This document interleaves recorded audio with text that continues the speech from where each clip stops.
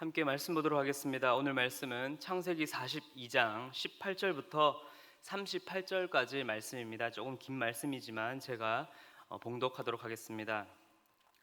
사흘 만에 요셉이 그들에게 이르되 나는 하나님을 경외하노니 너희는 이같이 하여 생명을 보전하라. 너희가 확실한 자들이면 너희 형제 중 한 사람만 그 옥에 갇히게 하고 너희는 곡식을 가지고 가서 너희 집안에 굶주림을 구하고 너희 막내 아우를 내게로 데리고 오라.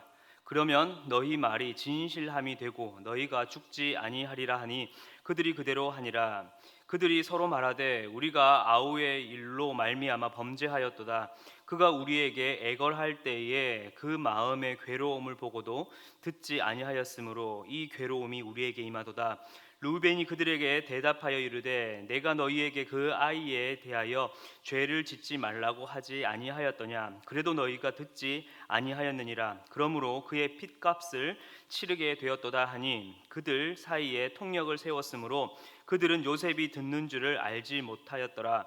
요셉이 그들을 떠나가서 울고 다시 돌아와서 그들과 말하다가 그들 중에서 시므온을 끌어내어 그들의 눈 앞에서 결박하고 명하여 곡물을 그 그릇에 채우게 하고 각 사람의 돈은 그의 자루에 도로 넣게 하고 또 길 양식을 그들에게 주게 하니 그대로 행하였더라.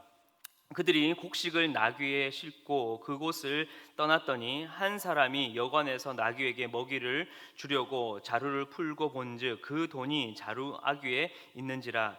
그가 그 형제에게 말하되 내 돈을 도로 넣었도다. 보라, 자루 속에 있도다. 이에 그들이 혼이 나서 떨며 서로 돌아보며 말하되 하나님이 어찌하여 이런 일을 우리에게 행하셨는가 하고 그들이 가나안 땅에 돌아와 그들의 아버지 야곱에게 이르러 그들이 당한 일을 자세히 알리어 아뢰되 그 땅의 주인인 그 사람이 엄하게 우리에게 말씀하고 우리를 그 땅에 대한 정탐꾼으로 여기기로 우리가 그에게 이르되 우리는 확실한 자들이요 정탐꾼이 아니니이다. 우리는 한 아버지의 아들 12 형제로서 하나는 없어지고 막내는 오늘 우리 아버지와 함께 가나안 땅에 있나이다 하였더니 그 땅의 주인인 그 사람이 우리에게 이르되 내가 이같이 하여 너희가 확실한 자들임을 알리니 너희 형제 중에 하나를 내게 두고 양식을 가지고 가서 너희 집안의 굶주림을 구하고 너희 막내 아우를 내게로 데려오라.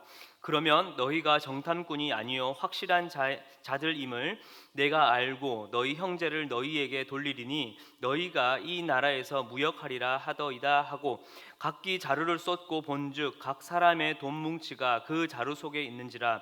그들과 그들의 아버지가 돈 뭉치를 보고 다 두려워하더니 그들의 아버지 야곱이 그들에게 이르되 너희가 나에게 내 자식들을 잃게 하도다. 요셉도 없어졌고 시므온도 없어졌거늘 베냐민을 또 빼앗아 가고자 하니 이는 다 나를 해롭게 함이로다. 루벤이 그의 아버지에게 말하여 이르되 내가 그를 아버지께로 데리고 오지 아니하거든 내 두 아들을 죽이소서. 그를 내 손에 맡기소서. 내가 그를 아버지께로 데리고 돌아오리이다. 야곱이 이르되 내 아들은 너희와 함께 내려가지 못하리니 그의 형은 죽고 그만 남았음이라. 만일 너희가 가는 길에서 재난이 그에게 미치면 너희가 내 흰머리를 슬퍼하며 스올로 내려가게 함이 되리라. 아멘. 곡식을 사기 위해 애굽으로 향하던 이 야곱의 형제 아들들은 자신을 팔아버렸던 이 요셉을 총리가 된 그 자리에서 만나게 됩니다.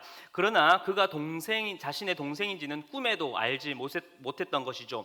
그렇게 감옥에 있다가 3일 후에 풀려나 다시 자신의 동생 바로 총리가 된 요셉을 마주하게 됩니다. 그리고 오늘 말씀에서 요셉은 형들에게 이제는 복수의 손길이 아니라 바로 그들을 향한 구원의 손길을 내밀기 시작합니다. 그러나 요셉은 그 형들이 거쳐야 할 한 과정을 그리고 시험을 그들에게 주어주게 됩니다. 요셉은 형들이 첩자가 아님을 증명하기 위해서 이제는 그들의 막내 동생인 베냐민을 자신에게 다시 데리고 오라라고 명하게 됩니다. 그러나 요셉은 오고 가고 하는 그 길에 그들이 굶주렸고 또한 고향에 있는 가족들이 흉년으로 인하여 힘들어하고 있다는 사실을 알고 있기에 그들에게 가득 곡식을 지어주고 보내게 됩니다. 그러나 단 하나 바로 둘째 형이었던 시므온은 그 자리에서 결박하여서 가지 못하게 합니다. 이 명령을 들은 형들의 반응은 어떠하였습니까? 과거 자신이 동생 요셉에게 지어졌던, 그를 죽이려 하였다가 이제는 팔아 넘겼던 그 잘못된 그것이 다시금 그들 가운데 떠오르게 되면서 동생이 겪은 그 괴로움이 20년 후에 바로 자신에게 또한 자신들에게 돌아왔다는 그 사실을 알고 그들은 그 자리에서 그 잘못과 죄를 뉘우치고 깨닫게 됩니다. 형들에겐 이 순간이 고난과 괴로움의 순간이었지만 요셉은 이를 통해서 자신을 버렸던 형들이 그들의 잘못을 다시금 깨닫고 돌아오기를 원했던 것입니다. 여러분, 저지른 죄는 언젠가 나에게 다시 돌아온다는 사실을 기억하시길 바랍니다. 죄는 한 번의 죄로 끝마치지 않고 또다시 우리에게 찾아와 우리를 유혹하고 우리의 전부를 장악하려고 달려들 것입니다. 그리고 그렇게 찾아온 그 죄에 대한 그 죄값 또한 그대로 우리에게 임할 것입니다. 오늘 말씀을 통해 우리는 여전히 내 안에 처리되지 못한 죄가 있진 않은지, 그리고 또 하나님과 나 사이를 갈라놓고 내가 하나님께 나아가지 못하도록 끊임없이 나의 발목을 붙잡고 있는 죄가 있진 않은지 다시금 우리의 삶과 또한 우리의 과거의 모습들을 돌아보아야 할 것입니다. 당장은 그 죄를 감추고 그 죄로부터 도피할 수 있으나 그러나 공의의 하나님은 절대로 피할 수 없습니다. 그리고 언젠가 하나님께서는 그 죄에 대한 값을 우리에게 찾으실 것입니다. 이제 우리는 우리의 잘못을 다시금 깨닫고 우리의 죄를 다시금 돌아보며 그 하나님 앞에 우리의 죄를 가지고 나아가야 할 것입니다. 그러나 우리는 그 죄를 하나님께 가지고 나와 고백하는 것을 두려워하지 말아야 할 것입니다. 당장은 그 죄에 대한 비참함과 죄의 그 심각성, 그리고 죄값이 나에게 미칠 것에 대한 그 두려움과 공포와 괴로움이 내 삶과 내 마음 가운데에 휩싸일 수 있지만 우리를 향하신 그 하나님의 그 놀라우신 계획은 죄로 인한 그 결과로서의 죽음과 심판이 아니라 바로 생명과 구원에 있다라는 것입니다. 요셉은 당장 자신을 버렸던, 과거에 버렸던 그 형들에게 대한 서운함이 분명히 있었을 것입니다. 그러나 요셉은 지금 형들에게 복수를 하고자 한 것이 아니었습니다. 물론 당장은 지금 형들이 과거 자신에게 행하였던 그 잘못에 대한 그 잘못을 깨닫고자, 또한 그때 형들이 가지고 있었던 그 마음을 파악하고 또한 알아가면서 그들이 가지고 있었던 그 마음을 알아가고자 하는 그 시험과 그 과정을 그들에게 허락할 수 있습니다. 그러나 그 시험과 이 요셉이 형들에게 주어진 그 테스트의 궁극적인 목적은 형들을 죽음으로 몰고 가고자 한 것이 아니라 형들과 그에 속한 모든 가족들을 구원하기 위한 큰 계획이었던 것이었습니다.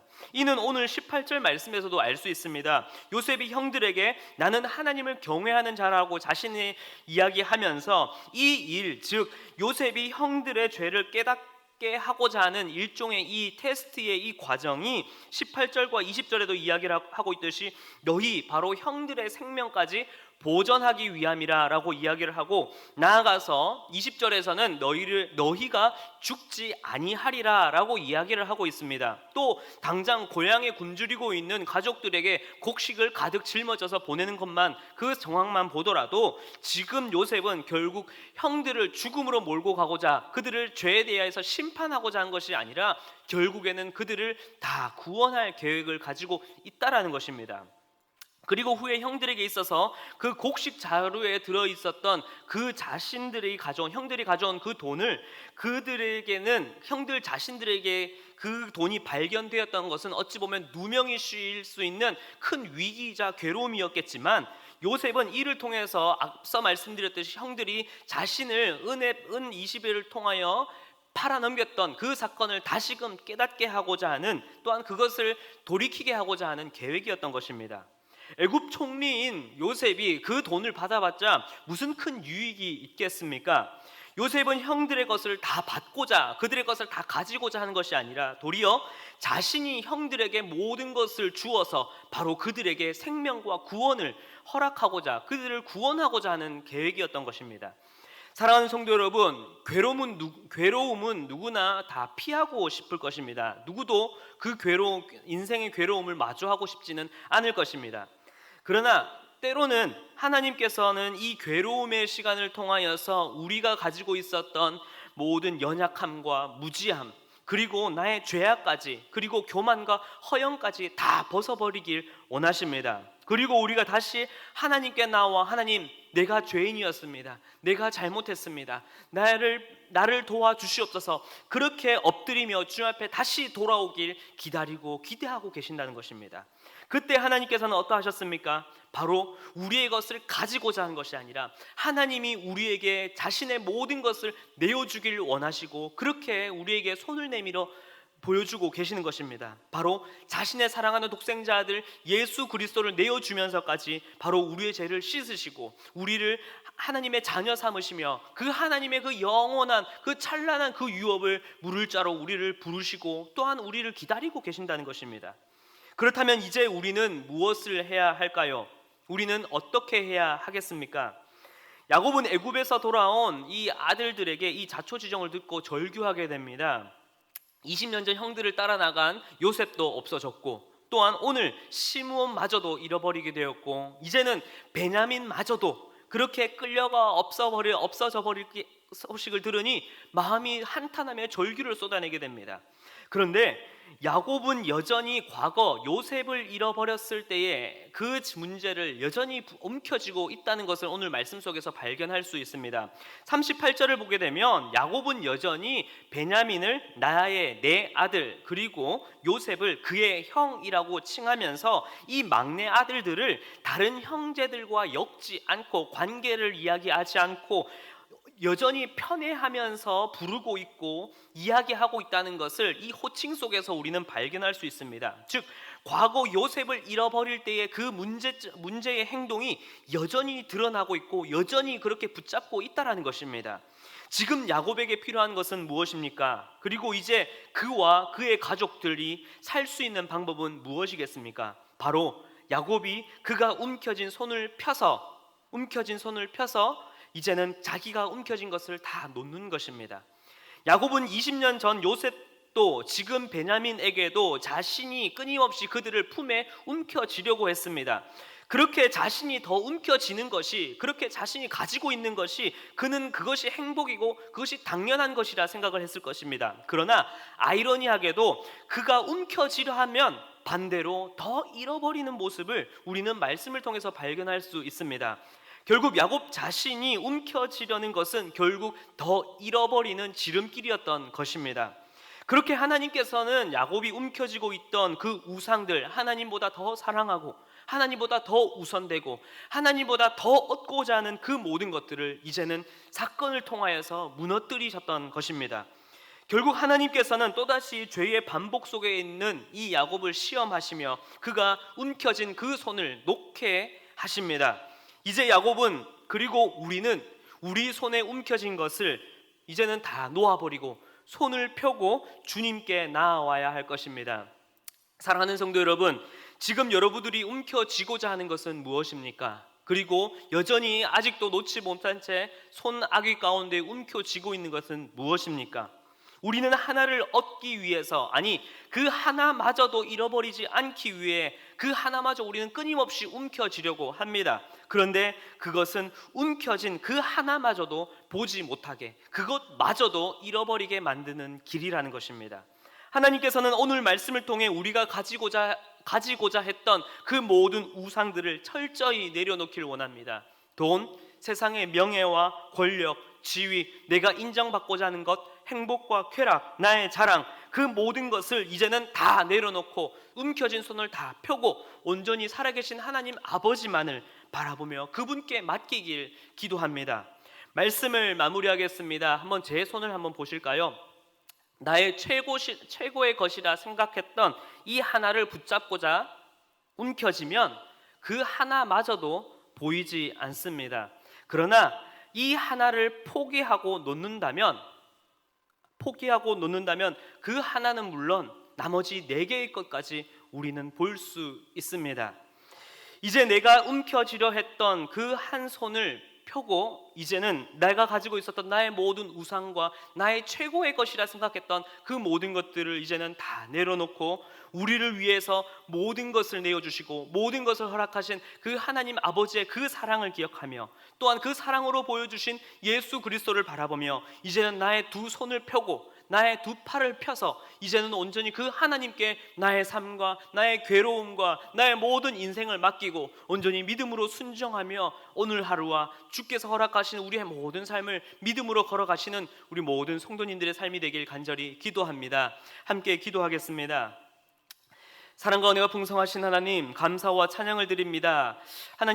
하나님께서 우리에게 허락하신 것들이 너무나 많은데, 그러나 우리는 그것이 마치 나의 것이라고, 나의 소유라고, 내 것이라고 끊임없이 움켜쥐기에 바빴습니다. 그리고 그것이 나의 자랑이 되길, 나의 소유가 되길, 나의 모든 것이 되길 끊임없이 우리는 나의 최고의 것을 움켜쥐려 했습니다.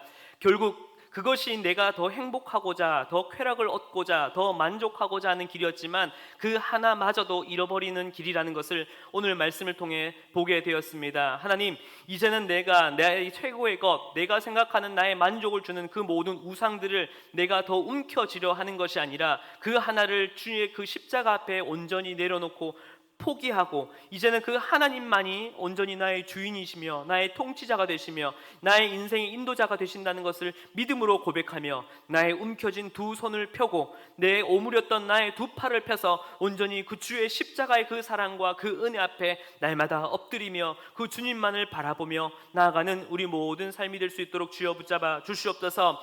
여러 가지 어렵고 힘든 상황을 마주합니다. 질병으로 또한 자연재해와 태풍으로 인해 여러 가지 어려운 상황을 마주할 터인데 하나님, 이 상황 가운데 우리의 믿음의 중심이 흔들리지 않게 하시며 이럴 때일수록 우리가 내 것을 더욱 움켜쥐려 하는 것이 아니라 나의 손을 펴 더욱더 하나님을 붙잡고 그 십자가를 향하여 믿음의 발걸음을 옮기며 나아가는, 그리고 이 어려운 상황을 믿음으로 말미암아 승리하며 믿음으로 나아가는 우리 모든 성도님들과 우리 교회가 되게 하여 주시옵소서. 감사와 찬양을 드리며 살아계신 예수 그리스도의 이름으로 기도하였습니다. 아멘.